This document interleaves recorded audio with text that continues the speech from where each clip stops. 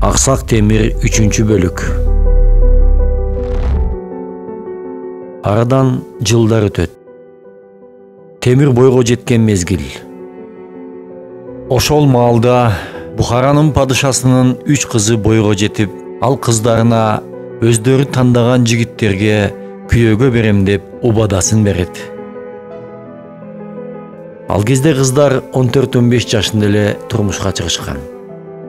Падышанын эң кичинекей кызы, эң сулуусу Темирди тандайт.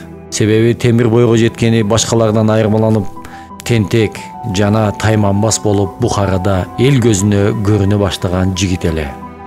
Падыша кызын антип да, мынтип да алдайт, бирок кызы Темирди гана тандап туруп алат. Кызынын тандоосуна чычалаган падыша Темирге кичүү кызын үйлөйт. Бирок берки-эки күйөө балдарындай кылып, Темир менен кызына шаң шөкөт көрсөтпөй, жада калса начар үйгө бөлүп чыгарат. Экөөнүн жашоосун кыйын абалга таштайт. Бирок Темир ага деле моюн бербей, Бухарада баш көтөрүп, аты ого бетер алыстарга тааныла берет. Падыша ага да ачуусу келет. Темирге ичи күйгөн душмандарын чогултуп, өлтүрүүнү буйруйт. Алар түн жамынып келип, Темир уктап жатканда өлөрчө сабап, буту колун сындырып өлдү деп калаадан сыртка чыгарып ташташат. Таң атат. Айлана канга боелгон. Бирок Темирдин экинчи жолда ажалы жетпейт.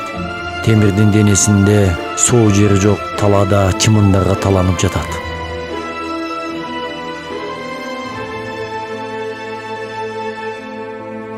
Бухаранын элине көр казган бир үй бүлө калаадан сырткары жашайт эле. Ал кишинин 2 уулу болот. Ошол 2 уулу талаада бара жатып, өлүп жаткан Темирди таап алышат. Аксакал балдарына көр каздырып, Темирди жерге бергени жатканда, тирүү экенин көр казган жигиттердин бири байкап калып, атасына кабар берет. Атасы келип Темирди үйүнө алып барып, дарылап, сынган буттарын шактап, дарылай баштайт.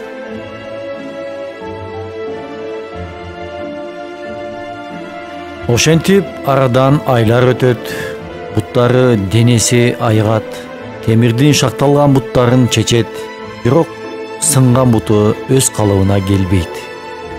Ошондон улам Темирдин бир буту аксап басып калат. Эсине келген Темир аксакалдан тирүү экендигин эч кимге айтпашын суранат. Ошентип Темир аксакалдын колунда көр казып иштеп калат. Ошондон тарта Темирдин атына Ланг деген сөз кошулат. Ланг деген фарси тилинен алынганда аксак дегенди билдирет.